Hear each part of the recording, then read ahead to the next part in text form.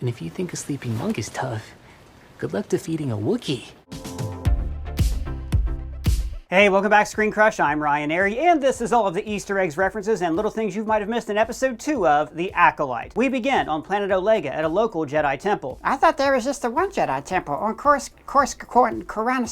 No, Doug. Actually, the Jedi had hundreds of temples scattered across the galaxy. For instance, in the show Rebels, we see one of these temples on planet Lothal. And in the High Republic novels, we read about various temples around the galaxy. And each of these temples has their own style robes that mark the person as from that temple. For instance, in the first Vanestra Rowe book, A Test of Courage, she even complains about having to wear her formal temple robes to the commencement of Starlight Beacon. And later in this episode, we see the Coruscant Jedi are dressed differently than these Olega Jedi. And by the way, I love the practical effect of this alien walking outside. You can tell this is a person in a suit, but this just makes the world feel more tactile and real than say a CGI droid pulling a cart. The Guardian droid outside the temple is similar to the TT-8LY7 gatekeeper droid that we saw outside of Jabba's palace in Return of the Jedi. They have similar structures around their eyes, for example, but notably, this one has 2 eyes. This gives it a more human, welcoming appearance, whereas Jabba's droid felt more like the Eye of the Dianoga and the trash compactor from A New Hope. And then May slices the droid, which is a Star Wars term for, hacks into it. Now, I didn't mention this in our episode 1 breakdown, but May and Osha are both played by Amandla Stenberg, who played Rue in The Hunger Games. Now, notice this subtitle font is Franklin Gothic, the same font as the subtitles in the original trilogy. See, little touches like this and the show's use of wipes really make this show feel like it's part of the larger saga being told across all of these different films and shows. May sneaks in pretty easily, by the way, and finds Jedi Master Tarban levitating. Now, I should note that levitation for long periods like this is very, very difficult to do. We see Rey doing it at the start of Rise of Skywalker, but in the High Republic book Into the Dark, Padawan Reath Silas makes a point to talk about how difficult it is to do this. Jedi are supposed to just be able to slow the effect of gravity and not defy it. Tarban also creates a protective force bubble around himself, which I'll chalk up to how deep his meditation is. One thing that the books do really well is to help you visualize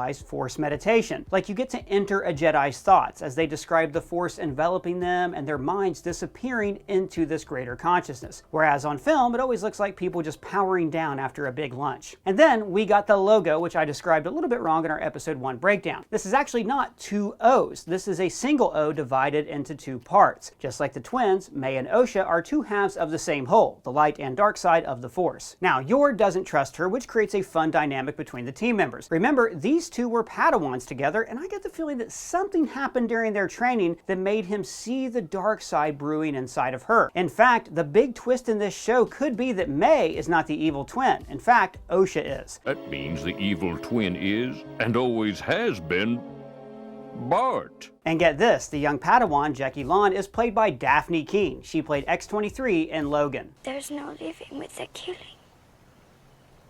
There's no going back. You know, one thing I love about this show is how it really shows the human side of the Jedi. Master Soul is plagued with his guilt and failure. These are not cold, infallible monks. These are people who make mistakes. And this kind of thing humanizes the Jedi in a way that we never really got to see in the prequels. For instance, I know that I have struggled with my own bad habits. Whenever I get stressed, I always develop gross oral fixation habits like squinching my face or clenching my jaw. So I need something to help me forget those bad oral fixation habits and replace them with a positive one. And that's why I started to use Fume. They're the sponsor of this video. Is that a vape? No, buddy, this is not a vape. It's not electronic and it doesn't have pods filled with potentially harmful chemicals. Instead, it has these plant-based cores that are infused with natural flavors to create natural flavored air. You see, guys, the flavored air category is quickly becoming the leading alternative to vaping and smoking. Fume contains no nicotine, it's not addictive, and it contains non-toxic flavors. It contains plant-based flavors like spearmint ice, orange vanilla, black licorice, and my current favorite, cinnamon hearts. It tastes like warm cinnamon spice. With flavored air, you can satisfy your oral fixation through a passive diffusion system that does not use electronics, vapor, or combustion. But mostly, I like that it still gives me something to reach for when I feel anxious. It even has these movable parts for fidgeting that make an incredibly satisfying sound.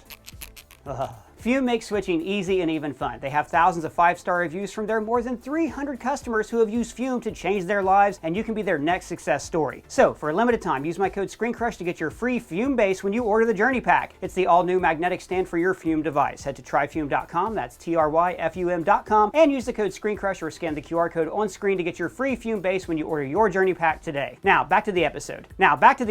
In the last episode, Soul seemed pretty sure that May was dead. I saw her die. But now he's telling a different story. She was presumed dead 16 years ago. I really hope that we get a flashback episode that shows us what the hell actually happened here. I think that Soul and the others might have left May to die and choosing to save the one they thought was the good twin. Like the ending of The Good Son, when that mom drops Macaulay Culkin off a cliff.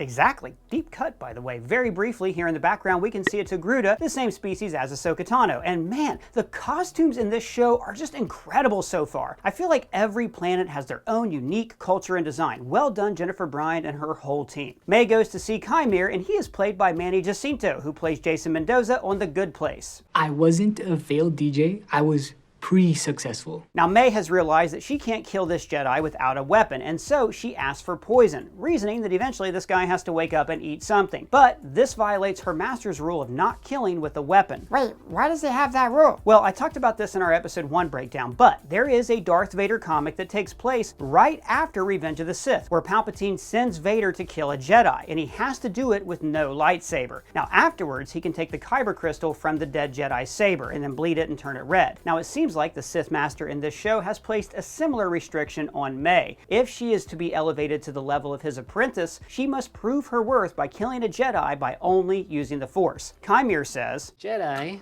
justify their galactic dominance in the name of peace.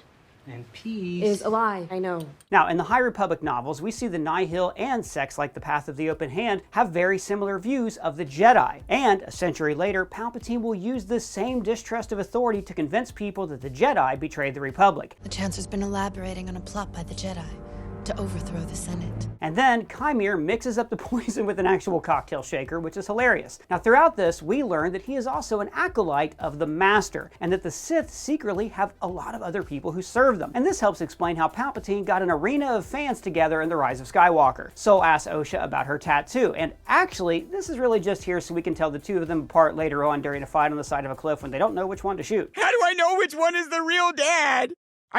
We never switched. We don't even look the same. The two of them reminisce about their failed Padawan-Master relationship. And I wasn't a very good student. Perhaps I wasn't a very good teacher. And now we saw a similar conversation happen between Ahsoka and Sabine in the show Ahsoka. I was hoping that the urgency of our situation could expedite my training a bit. But I thought the conversation worked much better here, because we're getting to know these two for the first time, whereas Sabine and Ahsoka were catching the audience up on a relationship that was never even hinted at in the show Rebels. But I digress. So even after breaching security once, May is still able to come and go through the roof skylight, which is kind of hilarious, and now she has the proper weapon to use against Torben, guilt. She defeated Endara by using her compassion against her, and here she takes advantage of the Jedi feeling like they have to always do the right thing. I've been waiting for you.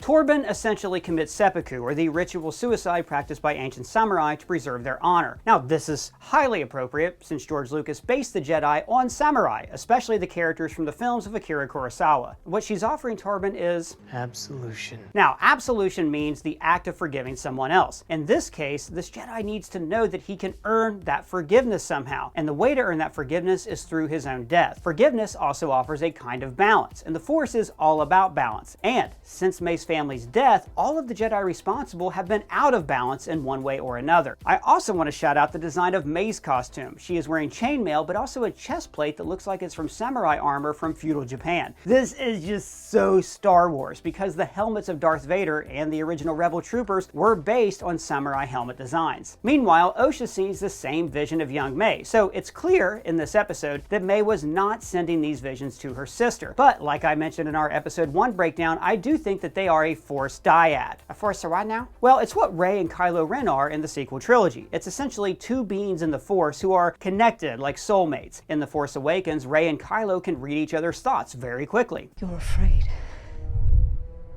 And in The Last Jedi, they are able to communicate across long distances. And finally, in The Rise of Skywalker, they can actually transfer physical objects using their connection. So if May and Osha are a Force dyad, it explains how May's consciousness was reaching out to Osha without her knowledge, similar to how Rey and Ben saw visions of each other in The Last Jedi. You're not doing this. The effort would kill you. So then the Jedi find Osha over the body, holding the murder weapon, an incredibly old cliche that I'm glad was put to rest immediately. I mean, yeah, it's pretty obvious that her evil ninja twin sister was the murderer. Right? Unless she's not. Like, I'm still not convinced that May is the evil twin here. I'll be very curious to find out why Osha didn't actually make it into the Jedi Order. We see her struggles with the Force, but I think that she could have been starting to slip to the dark side, so they kicked her out. And we do see May spare the bartender and his child, so there is still some good in her. They dress Osha up as her sister, and Kymir lets it slip that there is a big boss. You killed Torben without the poison. He will be so pleased. Now, when the Jedi interrogate him, he says he started off gun running with the Hutts, who were a powerful crime syndicate all the way back in Phase 1 of the High Republic comics. And during their planned ambush, Yord says the line. I have a bad feeling about this. He said it! He said it! Earlier, we saw Master Sol looking at a holo of Osha, where we learned that he still has an attachment to his old Padawan. And here we see this attachment also extends to his own guilt about what happened to May and her family. I must face her alone. And yet, he admonishes Osha for her own feelings, saying, This is grief. Let it go. So we're slowly getting the full picture here that as a Padawan, Osha was unable to let go of the loss of her family, and this somehow prevented her from becoming a Jedi because You want revenge. attachment is a path to the dark side, which is what drove Anakin to kill younglings. So it occurred to me that this movie is essentially a space remake of Kill Bill. May, like the bride, is out for revenge, and she has a list, and she's crossing off different Jedi who are all in very different environments. She even first takes down a big-name celebrity, like how the bride took down Vivica A. Fox in the very first scene of Kill Bill. So, in the spirit of that, we created 2 Kill Bill parody shirts. One shows Anakin swearing vengeance on his ultimate enemy, sand. I don't like sand. But shopping our merch store is the best way to directly support our channel so we can keep making videos like this one. We have a lot of fun designing these other parody shirts for you. You can find links to several of them down below. Thank you guys for supporting us. You're the best. But anyways, I think Sol is showing himself to be kind of a hypocrite here. He tells Osha to let go of her grief, but he is totally motivated by his own guilt. He wants to be the one to redeem May because he feels guilty about his past, and saving May would just make him feel better about himself. I'm actually wondering if the big turn in this show will be us learning that these Jedi actually deserve to die, and then we end up sympathizing with the Sith. Now, Yord is watching from a high advantage, and we get a classic Star Wars shot through binoculars, just like Luke did all the way back in A New Hope. Now, when May is discovered, she disrobes for a fight, classic. The fight starts, and I love that they're doing wire work in this show. It makes total sense that Force users would be fighting in a way that makes them seem like they're lighter than air. They could use the Force to lift themselves, and it also gives them a feeling that they are more than mortal, like they are somehow superior beings. Sol asks her, You attack me without a weapon. Why? Now, I'm not sure if he knows about this Sith apprentice custom that they have to kill a Jedi without a weapon. The Sith and the Jedi were at war with each other for thousands of years until the Sith wiped themselves out through greed and selfishness. And then Darth Bane instituted the rule of 2, that there could ever only be one master and one apprentice. So Darth Bane could have instituted other new traditions, such as if there's only going to be one apprentice, then that one apprentice would have to really prove their worth. And one way to prove worthiness is to pass a trial, like killing a Jedi without use of a weapon. And notice that during this fight, Sol is also not using his weapon. He is trying to disarm her and to learn information by redirecting her attacks. Meanwhile, we can hear the teachings of her master start to seep through. Get out of my head, Jedi. I love how she uses that word with such contempt. Jedi. In the High Republic books, we see groups like the Nihil and the Path of the Open Hand openly resent the Jedi for trying to control the galaxy. And in those circles, their name is used as a curse, just like May uses it here. So the Jedi successfully pin her down, but they are not used to fighting someone else who is adept in the Force. So May force pushes the dirt to cover her escape. Again, Space Ninja. The big reveal from this episode is that May and Osha each thought that the other was dead. And in a way, each of them are dead. I mean, they both have their own separate experiences throughout the years that have now kind of forever divided them. When Osha sees May, she doesn't hop in the speeder with her and say, "What have you been up to?" But she also misses on purpose, firing the stun bolt so it looks like she was trying to shoot her sister before she escaped in the X5 speeder that Bel-Zettifar drove and lied to the Jedi. Afterwards, Sol wants to pursue May, but Venestra reels him in. We must We move. don't make decisions like this without meaningful discussion, Sol.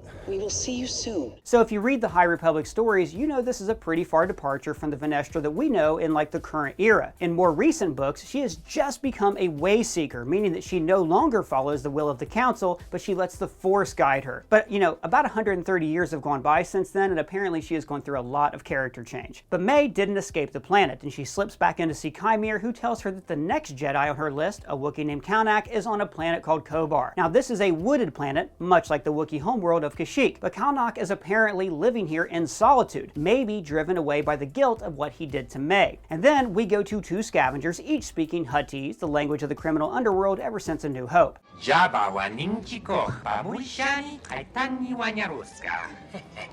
The scavengers point out this crashed ship, which apparently has an enormous tree growing on top of it. So either the ship has been there for generations and the tree grew on top of it, or the ship crashed and wedged into the root structure. Either way, it is an extremely cool place for a Wookiee hermit to live. I'm very excited to see more of this character. And now we have seen Wookiee Jedi before. First Gungi in the Clone Wars. A Wookiee, rare you are to the Jedi. Proud your people must be. And then one of my favorite High Republic characters is a Wookiee Jedi named Burry. But this guy has a real edge to him that we don't normally see with Jedi.